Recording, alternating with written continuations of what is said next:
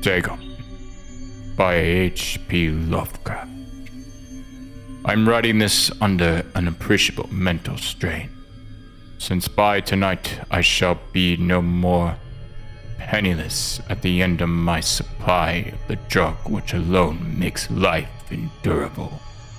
I can bear the torture no longer, and shall cast myself from the garret window into the squalid street below.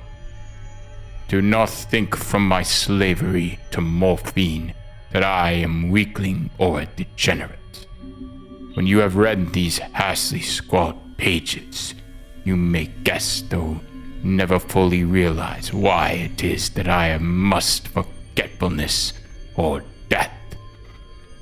It was one of the most open and least frequented parts of the broad Pacific, that packet of which I was supercargo fell victim to the German sea raider. The Great War was then at its very beginning, and the ocean forces of the Hun had not completely sunk to the last degradation, so that our vessel was made a legitimate prize, whilst we of our crew were treated with all the fairness and consideration due as our naval prisoners. So liberal, indeed, was the discipline of our captors, that 5 days after we were taken, I managed to escape alone in a small boat with water and provisions for a good length of time. When I finally find myself adrift and free, I had but a little idea of my surroundings. Never a competent navigator, I could only guess vaguely by the sun and stars that I was somewhat south of the equator. Of the longitude, I knew nothing, and no island or coastline was in sight. The weather kept fair, and for uncounted days I drifted aimlessly beneath the scorching sun, waiting either for some passing ship or to be cast from the shores of some uninhabitable land. But neither ship nor land it appeared, and I began to despair in my solitude upon the heaving vastness of unbroken blue. The change happened whilst I slept. Its details I shall never know, for my slumber, though troubled and dream-infested, was continuous.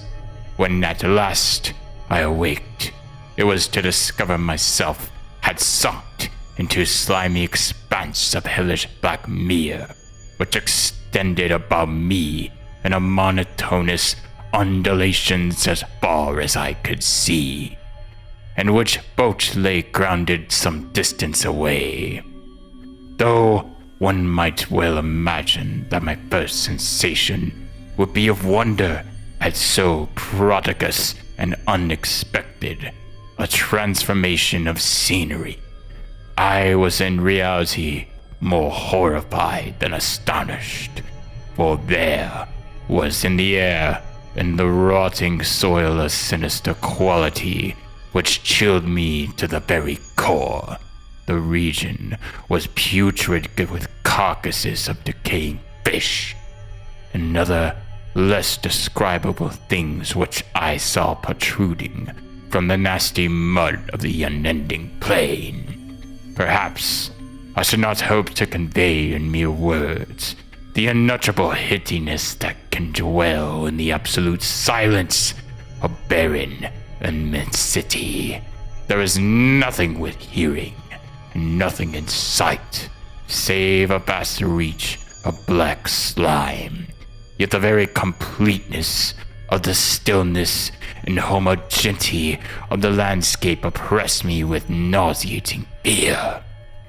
The sun was blazing down from a sky which seemed to me almost black in its cloudless cruelty, as though reflecting the inky marsh beneath my feet.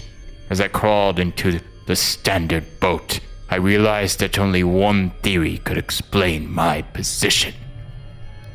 Through the unprecedented volcanic upheaval, a portion of the ocean floor must have been thrown to the surface, exposing regions for which innumerable millions of years had lain hidden in the unfathomable watery depths.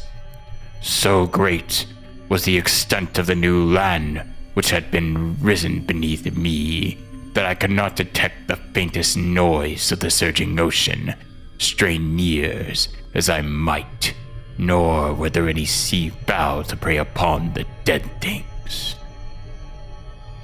For several hours I sat thinking or brooding in the boat which lay upon its side and afforded a slight shade as the sun moved across the heavens.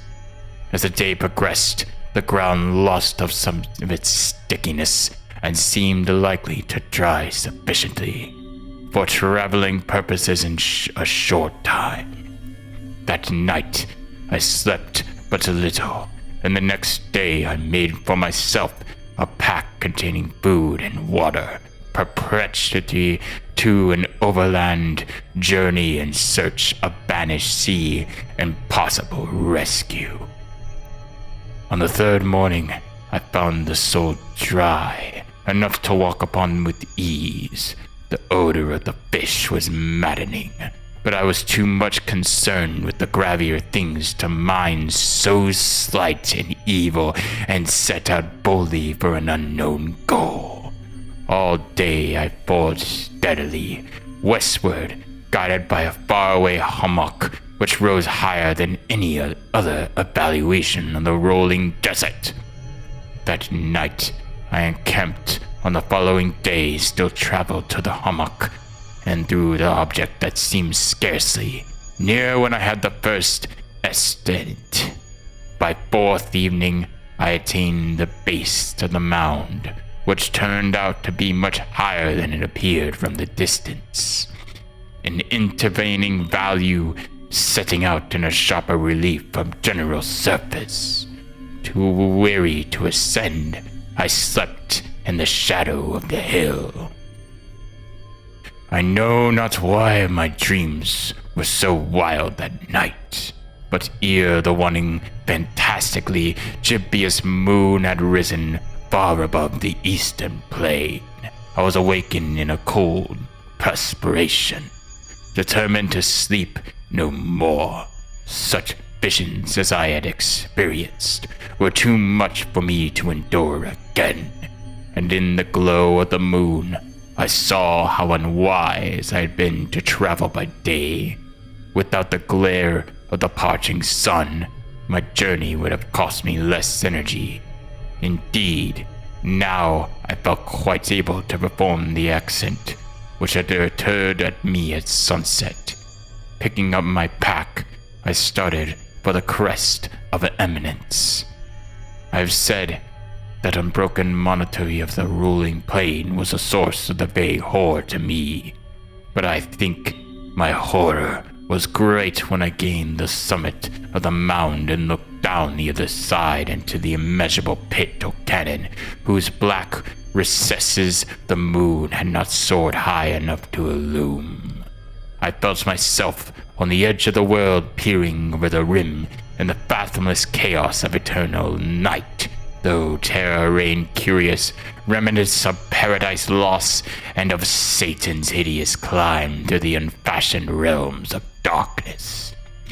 As the moon climbed higher in the sky, I began that the slopes of the valley were not quite so perpendicular as I had imagined. Ledges and outcropping of rocks afforded fairly easy footholds for a descent, whilst after a drop of a few hundred feet, the declivity became very gradual. Urged on by an impulse which I cannot definitively analyze, I scrambled with a difficulty down the rocks and stood on the generally slope beneath, gazing into the Stygian deeps where no light had yet penetrated. All at once, my attention was captured by a vast and singular object of the opposite slope, which rose steeply about 100 yards ahead of me, an object that gleamed in whitely in the newly bestowed rays of the ascending moon.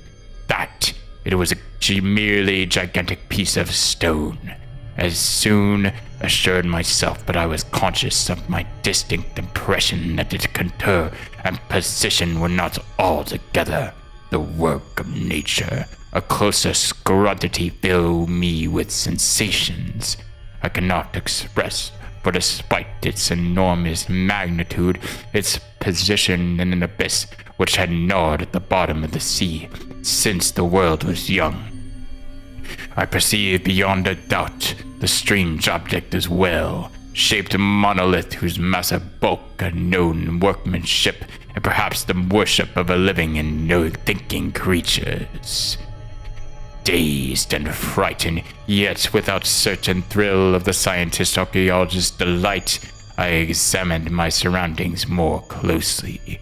The moon, now near the 10th, shone weirdly and vividly above the towering steeps that hemmed in the chasm, and revealed the fact that the far-flung body of the water flowed at the bottom, winding out of sight in both directions, and almost lapping my feet as I stood on the slope.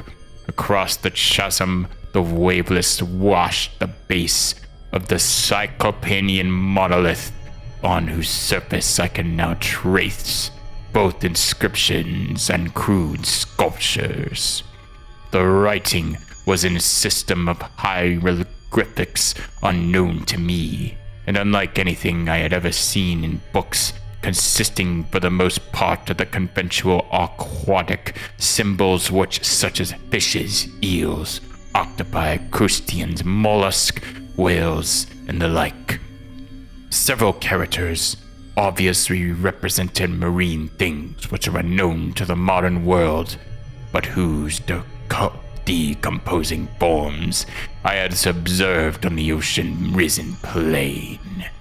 It was the pictorial carving, however, that did not most hold me to spellbound, plainly visible across the intervening water on account of their enormous size, an array of bas reliefs whose subjects would have excited the envy of Dor. I think that these things were supposed to depict men, at least a certain sort of men, though the creatures were shown disporting like the fishes in water, some marine grotto, or paying homage at some monolithic shrine, which appeared to be under the waves as well. Of the faces and forms, I dare not speak in detail, for their mere resemblance makes me grow faint, grotesque beyond the imagination of a Poe or Bulwer. They were damnably human in general outline, despite the webbed hands and feet, shockingly wide, flabby lips, glassy, bulging eyes, and other features less pleasant to recall.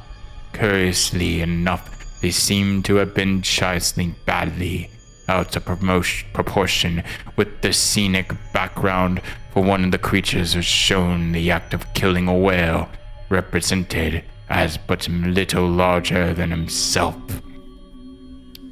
I remarked, as I say, the grotesque and strange size, but in a moment decided that they were merely the imaginary gods of some primitive fishing or sea-faring tribe, some tribes whose last descendant had perished eras before the first ancestor of the Python of the Netheril man was born. Awestruck at this unexpected glimpse into past beyond conception of the most daring anthropologist, I stood musing whilst the moon cast queer reflections on the silent channel before me. Then suddenly I saw it, with only a slight churning to mark its rise to the surface. The thing slid into the view above the dark waters. Vast, Pomphremus-like and loathsome, it darted like a stupendous monster of a nightmare to the monolith, about which it flung its gigantic scaly arms, the while it bowed its hideous head and gave vent to certain measured sounds. I think I went mad then, on my frantic ascent of the sloping cliff and my delirious journey back to the standing boat. I remember little. I believe I sang a great deal and laughed oddly. When I was unable to sing, I have indistinct recollections of a great storm sometime after I reached the boat.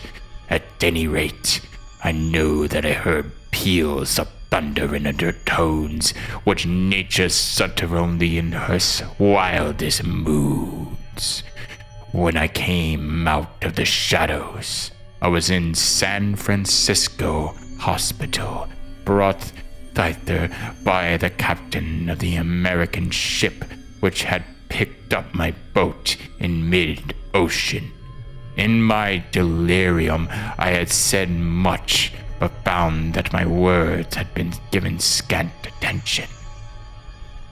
Of any land upheaval in Pacific, my rescuers knew nothing, nor did I deem it necessary to insist upon a thing which I knew they could not believe. Once I sought out a celebrated entheologist and amused him with peculiar questions regarding the ancient Philistine legend of Dagon, the fish god, but soon perceiving that he was hopelessly conventional, I did not press my inquiries.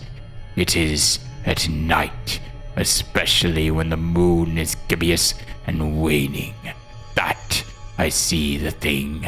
I tried the morphine, but the drug has given only transistence surcease, has drawn me into its clutches as a hopeless slave. So now I am to the end of it all, having written a full count for the information or the contagious amusement of my fellow men. Often I ask myself if it could be all been a pure phantasm, a mere freak of fever, as I lay sun-stricken, raving in the open boat after my escape from the German man of war. This, I ask myself, but ever does there come before me a hideous, vivid vision in reply. I cannot think of the deep sea without shuddering at the nameless things that may at this very moment be crawling, fluttering on its slimy bed, worshipping their ancient stone idols, and carving their own distemper likeness on submarine obelisk or water-soaked granite. I dream of a day when they may rise above the billows to drag down in their reeking talons, and the remnants of puny war exist in mankind. Of a day when the land shall sink and the dark ocean floor ascend amidst the universal pandemonium. The end is near.